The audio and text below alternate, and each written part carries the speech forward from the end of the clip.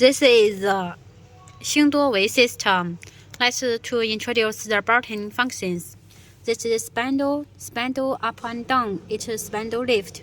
And this is vacuum pump button. It's control the vacuum pump off on. Vibration left head off on, and vibration left head up and down. The head to up and down. Because the spindle is combined with the vibration head, so this spindle lifter could not to use now. This is the start button.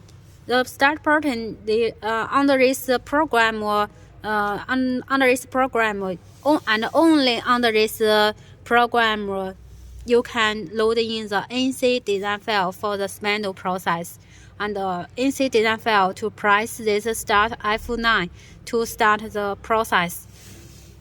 For the design graph for the CCD, it is press this CCD start F1 to start. And if you want to use the start F9, you need to under the graph system to let the mark autofocus. Then you can use the CCD system to use the start F9. If not, use the mark of autofocus, you need to use the start F1.